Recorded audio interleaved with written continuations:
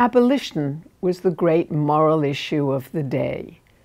It was a movement in which women participated despite and because of their domestic roles. To work in the abolition movement, after all, would require them to leave their households and engage in seemingly unwomanly behavior, the behavior of persuading neighbors, perhaps knocking on doors, and soliciting signatures for petitions. All this patently violated injunctions to domesticity. Yet there were arguments on the other side too.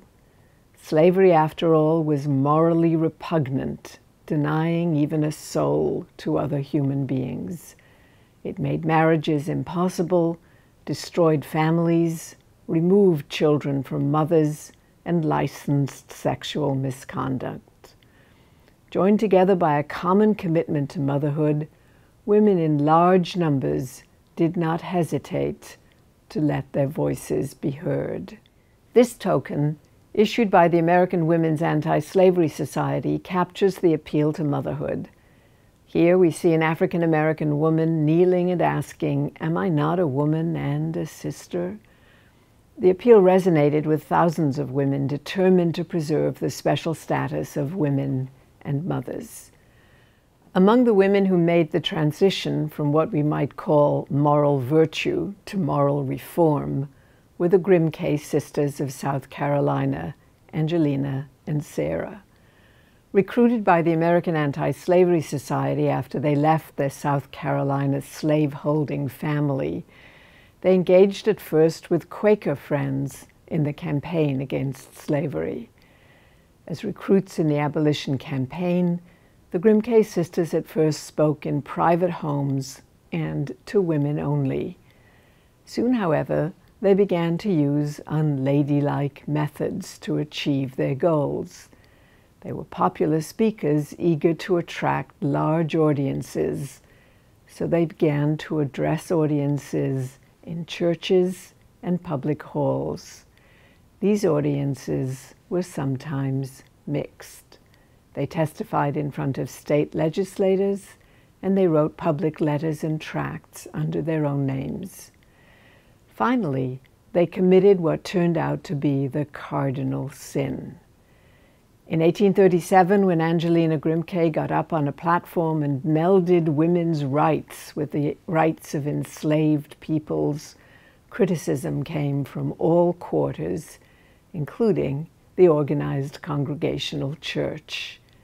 The Grimke sisters were stunned. They asked, how could they fight against slavery when they were themselves constrained as women? After all, if they were fighting for the freedom of the slaves, surely they should themselves be free to do so.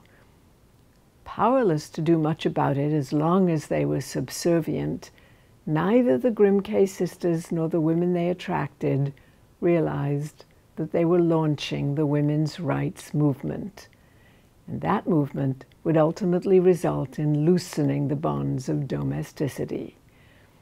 Angelina especially was quite forceful on the rights of women, arguing that the discussion of the rights of the slave had opened the way for the discussion of other rights.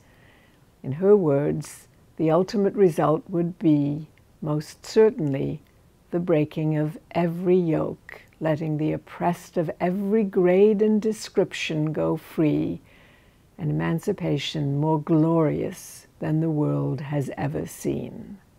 Abolitionist women rallied to the defense of the Grimke sisters. They included Abby Kelly Foster, raised among Quakers and anxious both to free enslaved peoples and to free women; Charlotte Fortin Grimke, no relation to the Grimke sisters. She was a descendant of a prominent African-American Philadelphia family, and she joined the cause. She insisted that there could be no freedom for slaves unless women were free. Then there was Lucy Stone, who began her life as an abolitionist and then turned full throttle to protecting the lives of women. Race and gender, in her view, could not be segregated from each other. These women and many others managed to exercise political voice. Beginning in the late 1830s, the petition campaign of women led to door-to-door visits with neighbors and living room gatherings where women were asked to sign petitions to Congress begging them to end slavery. Hundreds of these petitions are now located in our national archives. They testify to the eagerness with which women sought an end to the evil of slavery.